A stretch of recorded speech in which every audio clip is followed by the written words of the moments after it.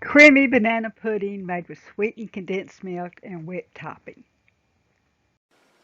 Welcome to Homemade Cooking in Texas. I'm Carolyn Gibson from Dogwood Gardens, where homemade cooking is surprisingly easy, healthier for you and your family, saves money, and tastes great.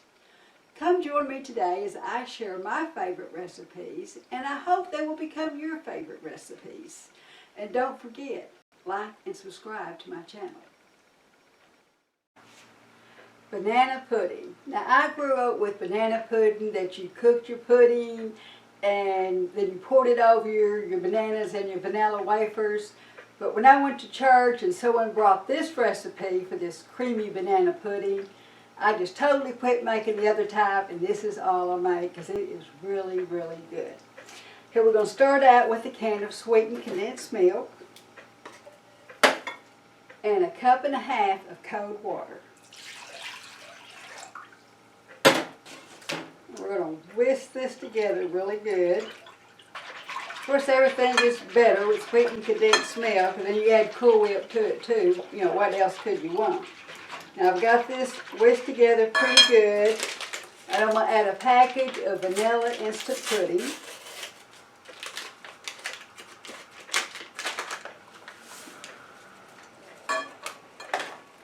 Then I'm going to whisk this for 2 minutes.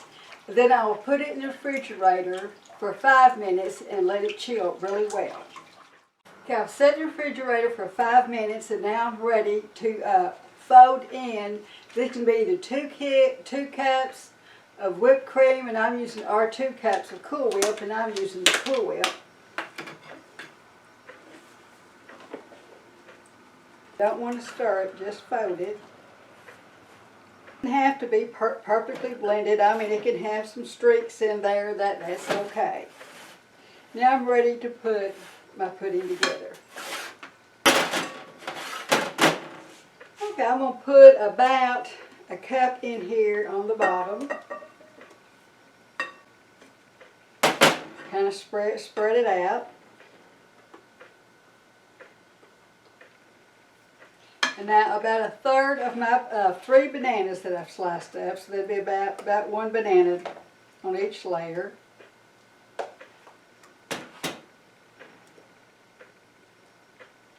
Now if you wanted to keep these bananas from turning dark, you could dip them in lemon juice before you started. And I've got 36 vanilla wafers, and I want to put about a third of them on this layer.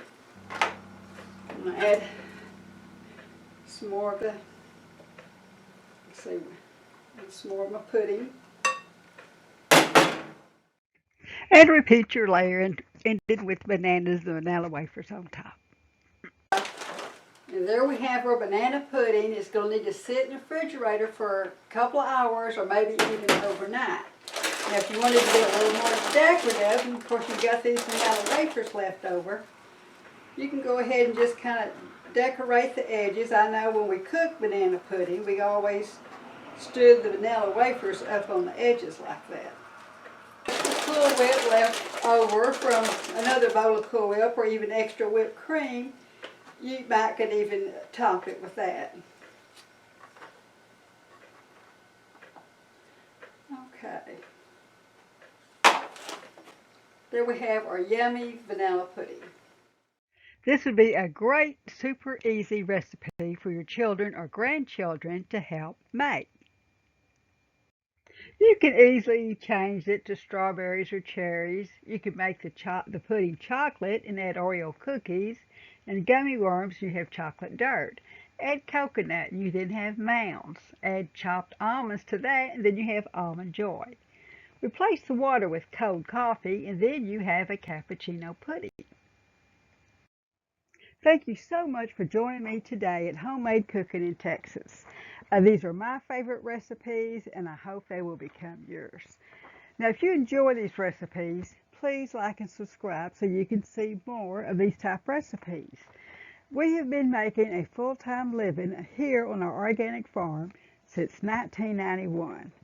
We need your support to continue our small family farm by liking and subscribing to our channel. Thank you so much.